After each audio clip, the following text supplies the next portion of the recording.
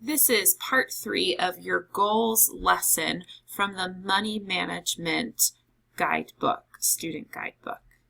We left off talking about SMART goals, how goals need to be specific, measurable, attainable, relevant, and time-bound. And I was in the middle of showing you how you can plan your own goal, giving an example of buying a new pair of shoes as an example of a goal that could be more specific. So we had already discussed that to make this goal of buying a new pair of shoes more specific, we could talk about what type of shoes we want. We might want a new pair of sneakers. And when we're looking at whether or not this goal is measurable, well, we can ask ourselves, how much are the shoes? How long do I have to save? Those are things that we can measure, time and amount of money. And I said, well, if we say that the shoes are $69, well, the sales guys that I talked to said that those could be, they're going to go on sale next month for 20% off. So they're actually going to be about $14 cheaper if I wait 1 month longer. And I have a month to save if I want to buy them for that cheaper price. We talked next about if this goal was attainable. The resources that I have at my use so that I can achieve this goal. So how can I get the money? Well, some ideas are, getting a job, walking dogs, babysitting, mowing lawns for your neighbors. We said we could probably get about $20 a week to reach this goal. And then we asked ourselves if it's a relevant goal. And for us, we said, yeah, I really do probably need a new pair of shoes. My old ones are pretty ratty. So this becomes a need. We do need a new pair of shoes. And the last thing that we talked about is giving this goals a time-bound option in there. When do I need to get these shoes? Well, it's a need. We need new ones. Our old ones are ratty. However, if I can wait a month, so if I can hold out on these old sneakers for a month, I can get a cheaper price. So as we're looking at all this information, we've taken our goal to get a new pair of shoes and we've made it much more specific. We've added a whole lot more information in there in order to make our goal SMART. We have lots of details that have helped us along the way. So instead of just saying, I want to get a new pair of shoes, after looking at all the details, a SMART goal, one that is specific, measurable, attainable, relevant, and time-bound, might be something that says, I am going to save $20 a week for the next 4 weeks to purchase a new pair of sneakers. So actually, if you think about that, $20 a week for 4 weeks, that's $80 that we're saving. The sneakers that we want are only $55. I want to remind you of that quote that we read at the beginning of our first lesson. Shoot for the moon. Even if you miss, you'll reach the stars. Well, I would say that if we save $20 a week, we're definitely going to be right on the money. So we aimed for the moon. We got to the moon. But by golly, with $80, we can get even beyond that. So this person might have a little extra money to spend. They might want to spend it on shoes, or maybe they're going to put that extra money into savings. So now that you've seen just one example of how to use the SMART acronym to rework a goal, I am going to have you create your own SMART goal using this same SMART goal template, so all the details. If you happen to fill in all of the blanks with the notes that I have here, ask your teacher for another copy and they will be happy to give you another copy of the SMART goal rework page. But here are some scenarios that I'd like you to consider. Save money to buy a new motorcycle. Go on a whitewater rafting trip this summer. Go somewhere fun for spring break. Buy a new gaming system. Save money to buy a new smartphone. I want you to look at the different elements of each of these goals. Pick one. Pick one of these goals and then add what is needed for each of the elements of the SMART acronym. All right, so you've seen me do it on this page. Here's my work. I want you to use the same page, picking one of those 5 goals, and rework it to come up with a more specific SMART goal. So here are those options. Go ahead and pause this and work on the SMART goal rework task.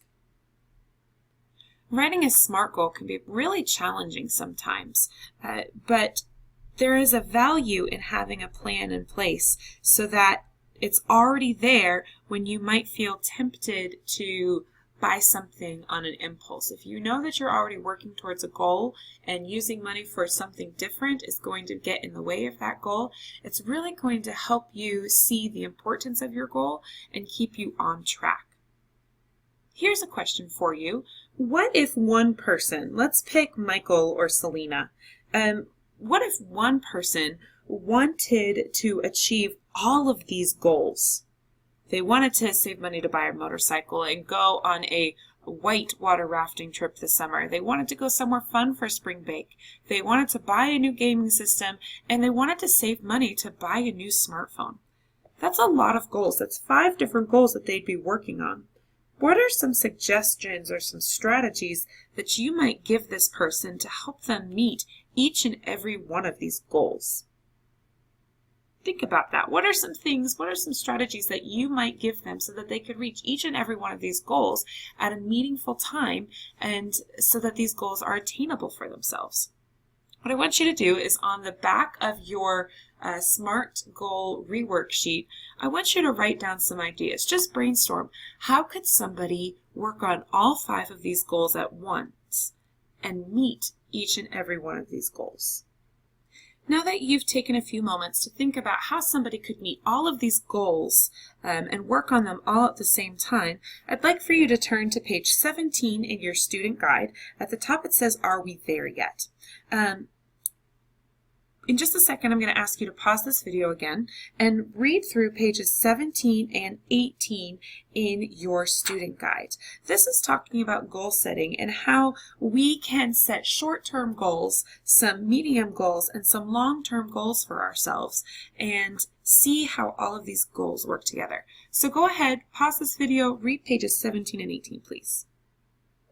So if we go out and we immediately buy something that we really want, that's called instant gratification. We see it, we want it, we buy it, we have it. Goal setting works much better when we can have delayed gratification. So when there's some time in the middle of seeing something and wanting something and actually purchasing something. Let's look at the differences between short, medium, and long-term spending. So when we talk about short-term spending or short-term goals, we're really only saying we're going to save up to 3 months. So this could be something that I'm going to be buying within the week or up to 3 months. Then we look at medium goals. Medium goals are things that could last from 3 months to a year. And long-term goals are those goals that last more than a year. So when we look back at all of these goals, some of these are going to take longer than others.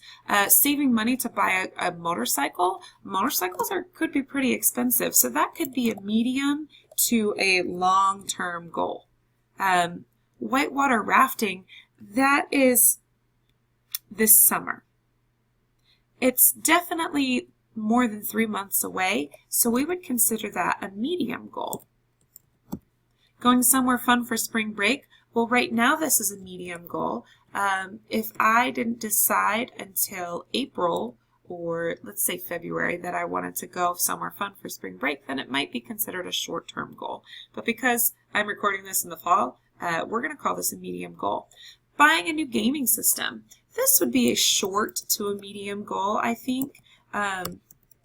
Gaming systems range anywhere from $100 to $400, and that's something that you could probably save for in a short amount of time. Depending on the type of smartphone you get, again, that could be a short to medium goal. So we have all of these types of goals. Sometimes these long-term goals, they can seem overwhelming and sometimes they feel impossible unless they're broken into smaller, manageable, short-term or medium goals. So sometimes even something like purchasing a motorcycle, we could break that up into smaller goals until we meet our long-term goal. So here's an example of another short-term goal. It took Michael, when we read about Michael and him buying tires, that was a short-term goal. He did that within a month. Whereas Selena, she has a long-term goal right now to set up an emergency fund for college. I'd like to point out that when we create meaningful goals for ourselves, the odds improve that the goals that we make are actually going to be goals that we achieve.